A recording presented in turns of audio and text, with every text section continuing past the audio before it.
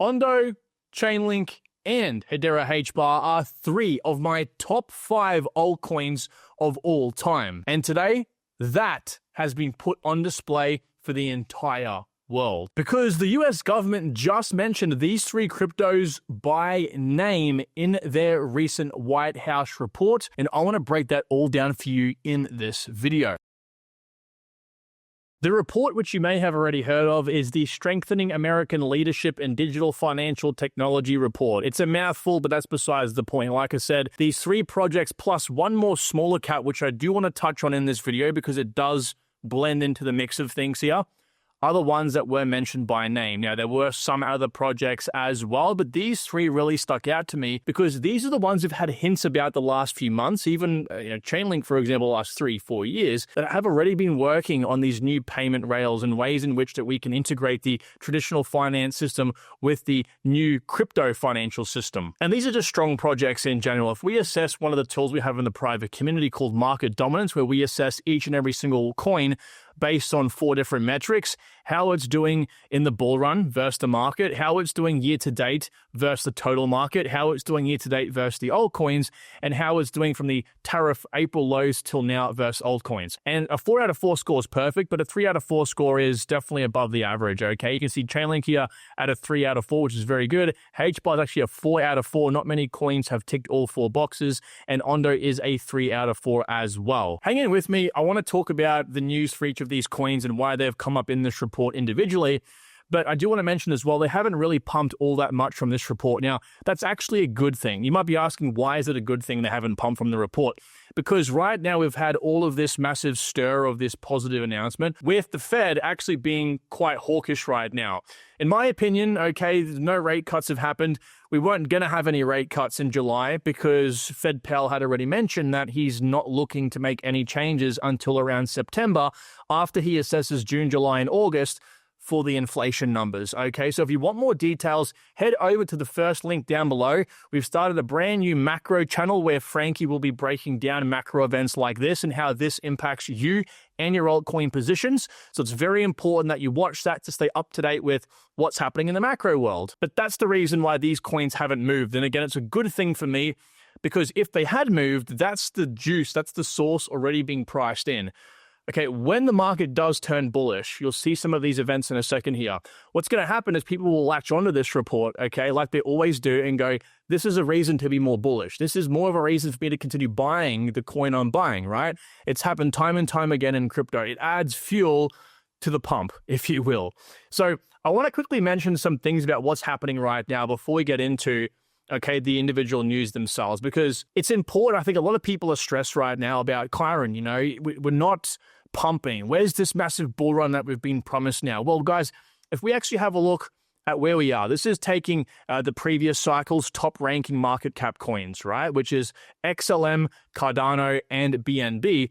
It was funny because if you can see Ethereum in the bottom here, once Ethereum broke its all-time high, which took 392 days, right? This is bear market high right here, just like these altcoins had their bear market high around June 2019. Well, again, it took over a year for it to actually hit its bear market high and then begin going up from there. What happened with alts, even the large caps, which do react faster than any other market cap group of coins, it took 560 days, an extra 200 odd days for these coins to break even on their bear market high when ETH hit it way back over here. Okay, so what does this mean? Well, looking at the coins today, the same story is actually playing out again, where ETH is very close to hitting its bear market high, okay, right here, which would be God knows how many days. It might happen soon. It might tread along here for a bit before going up. I don't know. But whatever it may be, we can expect whatever many days this is, plus a few more days on top for Ondo, Chainlink, HBAR to hit their all-time highs as 2025's large cap altcoins. I drew this chart a few videos ago where I looked at the others versus ETH dominance, and this is an indication into Altseason. What I drew here, I haven't changed this, was, alts continuing to bleed to ETH, because this is what happened in the last cycle. Right before we have Altseason, we break down from this bear market to bull market ascending channel here, where we see ETH gain strength towards the bottom here. And once that happens, that's phase 2 playing out. Then what happens is we have a massive recoil, into Altseason, because what happens around the bottom of this, like back here in 2021, ETH was at all-time highs. Bitcoin dominance actually retopped, it double-topped, and then we had others breaking their all-time high as well. So this is that same ascending channel chart here where we see ETH break down, gain strength before alt shooting up here, causing Altseason. Like, that's just pure Altseason right there. This again happened when we had ETH down here breaking all-time highs. Okay, so we're very close to that happening right now. So what I see possibly playing out is a further bleed altcoins will have to ETH while ETH continues to climb to all-time highs. But once ETH breaks all-time highs, that actually will be probably a very good thing for altcoins. We may see a jump like this back up into the channel and then a blow off top for altcoins soon after. Make sure you're watching this chart here, which is the others, so every altcoin apart from the top 10, because I think we'll likely have ETH topping sometime around here. And then once we break this yellow trend line over here, which is the previous cycle's all-time high, that's going to be absolutely pure alt season. The reason I say this is because Chainlink, Hedera, and Ondo, while they are strong coins and while they have been literally mentioned by the US government in this report, many will say, well, Kyron, they're down 66, 50%, or even 55% from their all-time highs. They're bad coins. Guys, no. Every altcoin is in the same situation, and this was the exact same playbook that happened in the previous cycle. We're in phase 2. It's ETH season. Alt season is likely still going to happen. As a matter of fact, Bitcoin to gold over here, and also the ETH to gold chart down the bottom over here, okay, actually has us at the exact same situation we were around here, or technically around here, where Bitcoin kind of chopped sideways for a while, while ETH actually broke out of this kind of bear market trend. Okay, you can see here a high, a lower high, consolidate around this trend, and then breaking up, a high, a lower high, breaking up. Likely we could consolidate here before, Bitcoin might trend sideways, likely give or take during this time as well, before then ETH goes parabolic like it did here.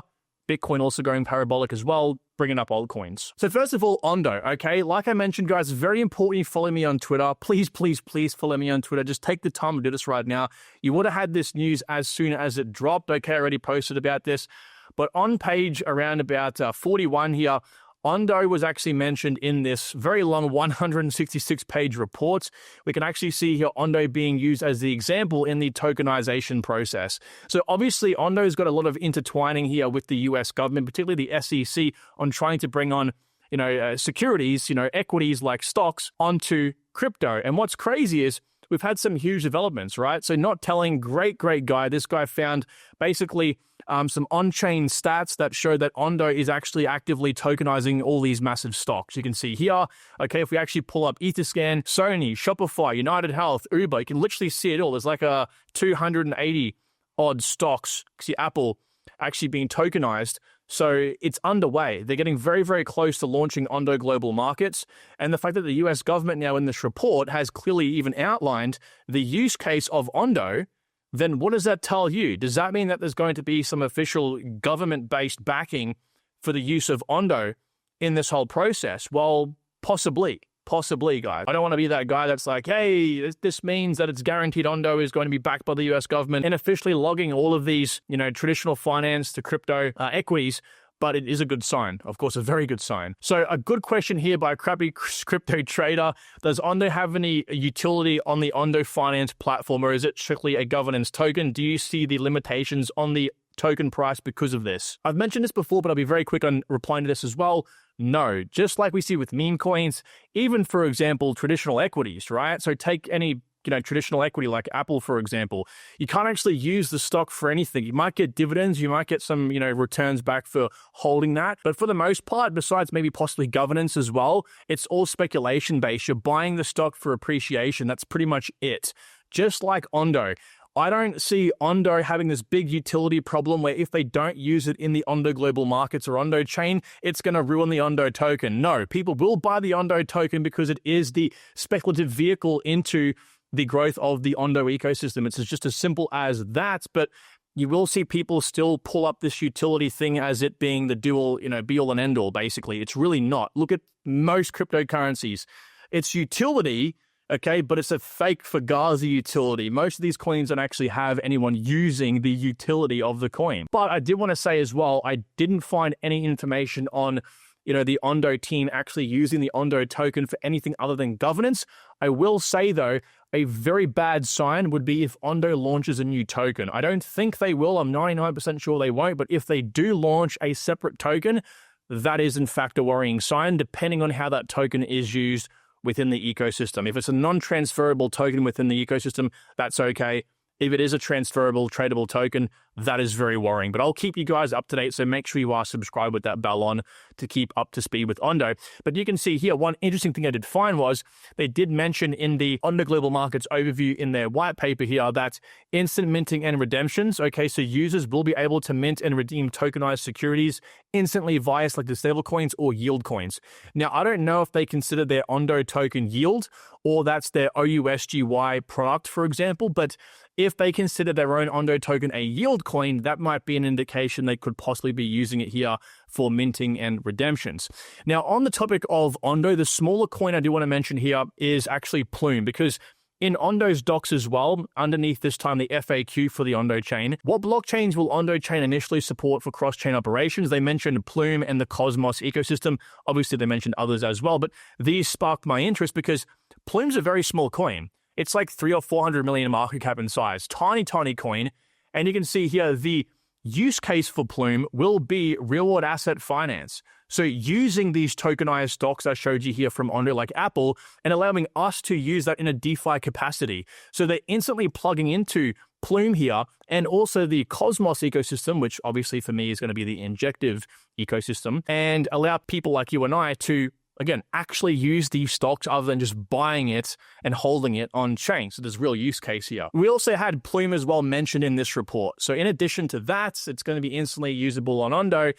The US government actually, gave the tip of the hat to Plume. You can see here, this was a direct extract from one of the Plume reports. And they mentioned down here as well, graphic provided by Plume. So this was an extract out of one of their reports where they kind of forwarded some ideas to the US government. That was many, many months ago. And it does seem like the US government listened. Now, Chainlink, just like we had with Ondo and just like we had with Plume, had one of their graphics and by logo here, okay, some of their products and some of their actual utilities. So we had the Oracle network for orchestration here, outlining the way in which we'll see Chainlink used in some capacity with both price feeds, data feeds, and also their CCIP, their cross-chain interoperability protocol, which is going to be connecting new networks together. So this makes the most amount of sense that, of course, Chainlink was mentioned. You see a graphic prepared by Chainlink because Chainlink is like one of the most bullish projects, in my opinion, that has ties to the US government. They actually outlined this in their recent report, going over a few important things, like the SEC getting guidance by Chainlink themselves, like stablecoin issuers literally using Chainlink after the Genius Act was passed. Sergey speaking at the White House, the SEC task force inviting Chainlink to discuss tokenized asset standardization, which is important because Paul Atkins, the chairman of the SEC, is an advisor to Securitize, which is a very big tokenization player working with BlackRock. Of course, US government representatives here working with Chainlink at events, same with Ondo actually as well, and I believe with Plume too, and White House, of course, featuring them in that report as well. All bullish stuff for Chainlink. I'll mention Chainlink and the other coins here in one moment, pulling up their charts and just explaining what I think may possibly happen next for each of these projects. But it's very bullish, guys. I mean, we know that these projects are being used in this capacity, okay, but now we have black and white official processes even from the US government in this report that says this is what's likely going to be used moving forward. They would not mention it if they weren't looking to actually use it. Now, the last project we have on this list is, of course, Hedera HBAR. They had their own sort of reference in this report here. It was based on this particular stack, so the decentralized finance technology stack, but this was created by DEF, but the information was sourced from Hedera. Okay, so Hedera is no doubt one of the best technological focused blockchains out there by far. Like the hash graph itself, the thing that runs Hedera is, I believe, a step and above the competition for the most part, okay? And I've always been very fascinated in it, but that's, I guess, besides the point, really. You can see here, they did mention it, as the other projects, of course, did as well. You've got to flaunt what you got to flaunt, right? But we've had some massive updates with Hedera HBAR over the last week or so. Robinhood actually listed them, which is amazing. That actually resulted in a massive surge for HBAR. Grayscale added them to their smart contract platform fund as well. It looks like Kraken as well plans to list them. I didn't realize Kraken hadn't listed them, but there you go. And also the HBAR ETF as well. Massive, massive news. So 90% approval odds per Paul Barron here. So these 3 projects, well, if we include Plume, it's 4 projects. What do they all have in common, guys? Tokenization. They might flirt with different areas of tokenization. Maybe they do different things as well, but they're most importantly known as tokenization. So as we know, tokenization as a narrative of this bull run will be one of the strongest, and I think up there with the likes of gaming when it does come to life, and also AI. So if you aren't already invested in this narrative, this is not financial advice, but you must be aware of one of these coins, or again, a coin that maybe gets you your multiples. Like Plume's a smaller market cap, that's got higher multiple potential than a project like HBAR, and even a coin like Ondo should do more multiples than Hedera and Chainlink, just because it's like, you know, 1/4 the size. But whatever it may be, get yourself some exposure on non-financial advice, because you'll be missing out. Now, if you have a look at all these charts, just like I mentioned at the very start of this video here, where most of them have, you know, some room to go, where we see Ethereum is very close to breaking its bear market highs. These on average have about 64% to still go. You can kind of see that gap here for the different projects. So Ondo, being a smaller blue chip, has about a 2.5x to still go. We see a coin like Chainlink having about 70% the way there. A coin like Hedera is very close at 45%. And we have Plume, the smallest on this list, at just over a 2.5x to still go. So the thing is, once these coins get back up to these prices, you got to be very careful. If you're someone now thinking to yourself, Kyron, there's no way, for example, Ondo gets to $10. If you think I'm dreaming, and if you think that's a crazy joke, well, you've got to ask yourself, if this happens here at the start of Altseason, not in Altseason, but at the start of Altseason, and we reclaim these bear market highs like we did in the previous cycle, okay, over here, if I kind of remove all these drawings for you guys, you can see here we reclaimed these levels for these coins. Well, you'll be very careful, because this massive jump that we have, you can see here these coins on average went up a 17.5x from those levels. Don't get too carried away, because if you're emotionally depressed down here, when they reclaim these highs and Ondo all of a sudden looks like it can get to $10 because that's only a 5x away, you don't want to be thinking, oh, well, now it's only a 5x away. Well, what about $20? Because that's a 10x. That's reasonable, right? So pick your poison now. Get your sell levels in place. Make sure you're not too optimistic when the bull run does kick off, but keep an eye on how they're performing. Keep an eye on tracking their dominance. And of course, we do this in the private community. And all I ask is you give me a subscribe at least, because you know what? I'm going to keep you guys updated with these coins and many more, so you are making the best decisions you possibly can in this bull market. I'll talk to you all very soon. Take good care. Bye-bye.